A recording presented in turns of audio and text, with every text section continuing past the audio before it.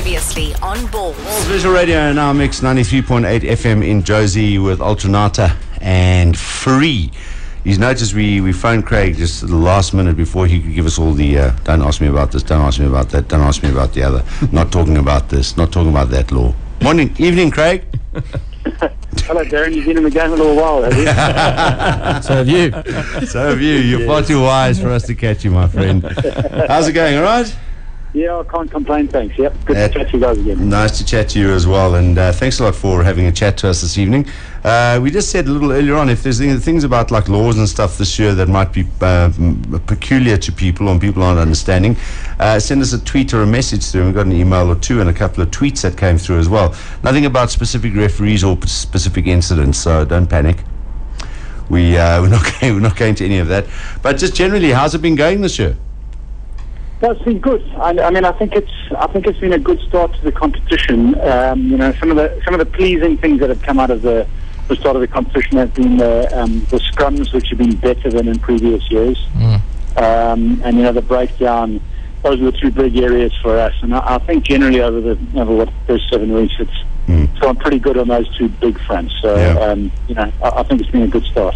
The only thing out of scrums that I still find peculiar sometimes, and I say this is only peculiar to some, not all, in terms of referees, and that is that when you have one side very dominant in the scrums, I mean, and you must tell me, I mean, are you guys allowed to sort of take that into account, where you've had a team that's been dominant in the scrums right the way through, like maybe the first part of the first half of the first half, and then suddenly scrums start collapsing, and that's the team that's getting penalised, and I sit there going, why would they want to scrum illegally now when they've been so dominant in the first place? I mean, are you allowed to consider those things?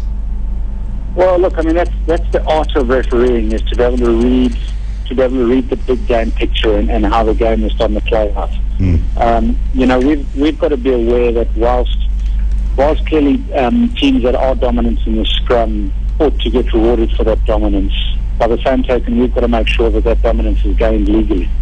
And so, I guess the art to refereeing then is to be able to read, right, this team is dominant in a certain phase, and not necessarily on scrummaging, mauling or at the breakdown, wherever it is. Yeah. Be able to read which team is dominant, and the fact that they're doing it legally. Yeah. And then being able to read the bigger picture as to what that tells you.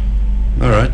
The other bit of news that we got, I don't know, is this news, Johnny, or has it been announced for a while that Craig's going to be playing one of the Lions games? Yes, that's right. Big news, Darren. And that's pretty exciting for you. Big series that's been awaited, the British Lions series. Yeah, it's a big thing, and it's a big honour. The Lions series only come around once every 4 years, so from that perspective, they're a lot like World Cups. In that, as players and as referees, you don't get that many opportunities to be involved in them. So, I knew there was a Lions series in Australia this year. It's obviously, one of the big rugby windows and showpieces this year. And so it was pretty big thing, and pretty privileged to have got a test there. Yeah. The one thing that I'm kind of looking at this series, this Lions tour going, is probably from the first one in many tours, is that neither side seems to be quite settled yet. In other words, you can't look at it going, okay, you pretty much know who's going to represent either side, because I don't know if Australia is that much of a happy place rugby-wise at the moment, so I don't know if they all that settled on who they're going to be playing, and I don't know if the Lions quite know exactly who's going to be playing, who they're going to be running out in the tests as well. Does that make it difficult for you as a referee? I mean, as a referee in a series like that, do you sort of study past performances and player habits and stuff like that, and start to prepare yourself this early? Yeah, look, I think the one thing I've learned in refereeing is that history doesn't count for a hell of a lot, and so really form is more important than anything else. And so when you go into these big test matches or big series, the only thing that's really relevant is how the team's playing at that moment in time. Because it was really interesting this year. I did a couple of games up in the Six Nations, and obviously a big focus on Lion selections and stuff like that through the Six Nations. Yeah. With experts coming up on a weekly basis on who the Lions picks would be, and so it was good to start getting that feel for how big this series is. Through the Six Nations, how important that was for those players to be able to put their hands up for Lion selection, and how on a weekly basis players would be either in or out of those so-called experts teams based on that week's performance. So, you really don't know until you literally get to the announcing of a test match as to who's going to be in those teams. So. Yeah. Which game are you doing the second test, Craig? I'm doing the second test, so that's a big test. Obviously the first one kicks off, and then you get to the second one, and it's 1-0 to somebody. Well, it could be series over as well after that test. So, I mean, it is it's a swinger. She's a pretty critical test match from that perspective, because you're right. So, you either go to the third test 1-1, or it could be series over after the second. Either way, it's a pretty important test match for both teams, so it should be a good occasion. It can never be a dead rubber if there ever is such a thing in a Lions series. Simon? Yeah, I got some questions off Twitter for Craig. BC Nelson wants to know your favorite Super Rugby stadium and your favorite World Stadium, Craig. I've got a few that stand out. My favourite World Stadium, I start there, is the Millennium Stadium in Cardiff. It's a pretty special place. Darren, I know that you've been there during the '99 World Cup. It's it's set right in the middle of the city, which is quite different to most modern stadiums. So there's a lot of vibe and atmosphere right outside the stadium. When they close the roof, it blocks that atmosphere, and it's pretty special place. Who decides that, by the way? I've always wondered. Who is it? Does it have to be a joint team decision to close the roof, or is it referee's decision? Whose is it? Both teams need to agree to have the roof closed. So if either team doesn't agree, then it's by default open. Okay, all right. So it was interesting. I refereed France Wales there in the Six Nations decided last year. Yeah. And the French of all people wanted the roof open, so it was pouring this rain. We played in wet weather conditions. And, Craig, you should know the French. You can't even predict what they're going to ask for before a game, let alone what they're going to bring to a game. No, they'll want the roof closed. They want rush running conditions. No, we wanted the roof open. We want it wet. We love it wet. We love it wet. All right. I got a question here from, I don't know, is that the full answer? What was the other one? It's World Stadium or? Yeah, well, there was favourite Super Rugby Stadium and favourite World Stadium, yeah. Super Rugby Stadium?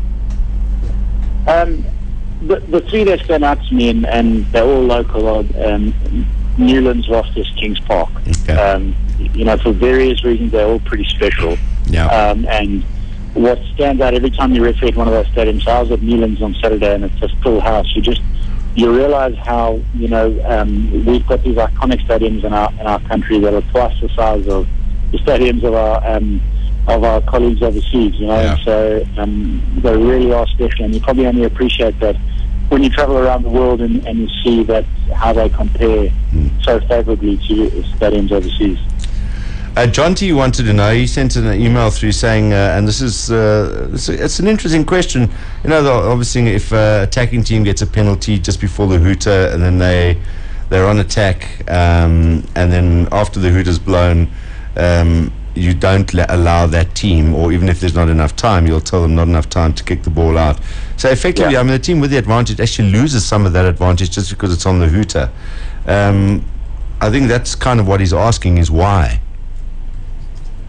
Well, what the law book says about time is that time can't end on a free kick or a penalty. So, even if you award a free kick or a penalty after the 80 minutes has expired, time doesn't finish at that play. It ends when that ball gets kicked out and therefore becomes dead. So, it's all about when the ball becomes dead. And obviously, as you quite rightly say, that attackers and defenders may have a different idea as to when they want to make the ball dead. If any teams want to put it out and end the game, and they're entitled to do that, just as the attacking players are entitled to be able to say quick tap and play that law, which is you can't finish on a free kick or penalty. Yeah. Simon, I got one more for Craig. Rain Barter wants to know on Twitter, which match has intimidated you the most? Must be the World Cup final. There's those French again. Look, I think the word that I always use to describe refereeing these big test matches is responsibility. And you're aware of the responsibility of controlling these big test matches. So from that perspective, clearly the World Cup final was an enormous responsibility, of which I was very aware, of the significance of the game. So whilst different games challenge you in different ways, no question the World Cup final, from me recognising the extent of the responsibility, was a step above anything. Massive, yeah. And I mean, I know you kind of got to sort of try and stay as unemotional as possible, but I couldn't help but watch that game and go, gee, if you had to look back on your career as far as which was the most cracking match you've ever actually been part of, surely that's got to go down as one of them so far. That was such a great game.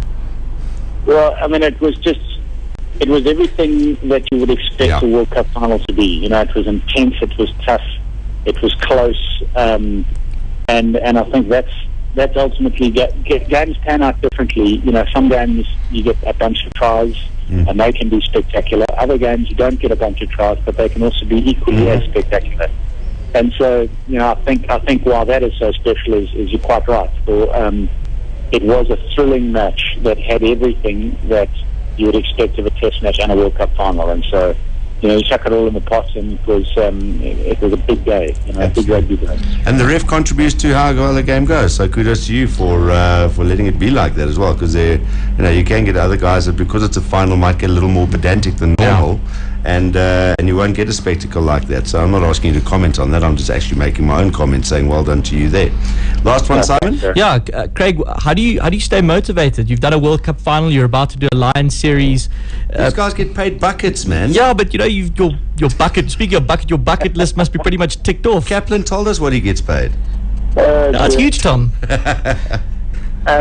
Look, it's actually something which I did sit, after the end of that World Cup, and I did sit and challenge myself as to say, right, what is motivating me? Am I motivated by ticking off games that I want to referee, and therefore am I motivated by appointments, or where is my motivation? And it was actually something which is a good process to go through, because what I realised is my motivation is not refereeing specific games, achieving specific milestones in the game. My motivation is simply, I love the feeling of being able to contribute to good games of rugby, and so I'm motivated more by the desire to get out there in a game and be able to contribute, walk off the game going, shit, that was fun, I enjoyed that, and hopefully 40,000 people and millions more on TV enjoyed it. Yeah. And so, having gone through that quite conscious process of working out what I'm motivated by, it's pretty easy for me on a weekly basis to go, you know what,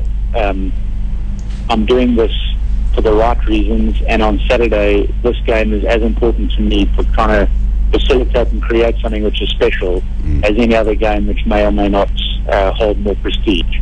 Absolutely. And so that was a good process for me to go through, to know that on a weekly basis I'm motivating myself, and not only by choice appointments. Craig, in action on Friday.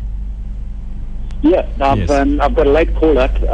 Maury Zonko is going to be running touch in Durban, and I think he's got a work commitment, and so I've got a late call-up to go down to Kings Park and run touch. So looking forward to that. Lawrence van der Merwe is refereeing the game, and he's one of our young referees that's coming through, so I'm looking forward to working with him and hopefully contributing towards him having an enjoyable afternoon. Good time to end it, Jay. He's doing a Kings Park game. I better bite my lip. Craig, always lucky to chat to you, boss. Thanks very much for your time this afternoon. Good luck for the rest of Super Rugby season. Look forward to seeing you in action as well in that Lions tour. Thanks for being on Balls again today. Cool. Thanks a lot, Darren. Thanks, guys. Just Craig. Good to chat. All the best. Like man. Cheers. Bye-bye. Craig Joubert, world's number one referee in my mind. Yep. I think he's not pedantic and just calls it pretty well. He does a good job. Joining us on Balls Radio. This is Balls Visual Radio. Darren, Simon, Kate and John. Weekdays from 3 p.m. to 6 p.m. Central African Time. Balls.co.za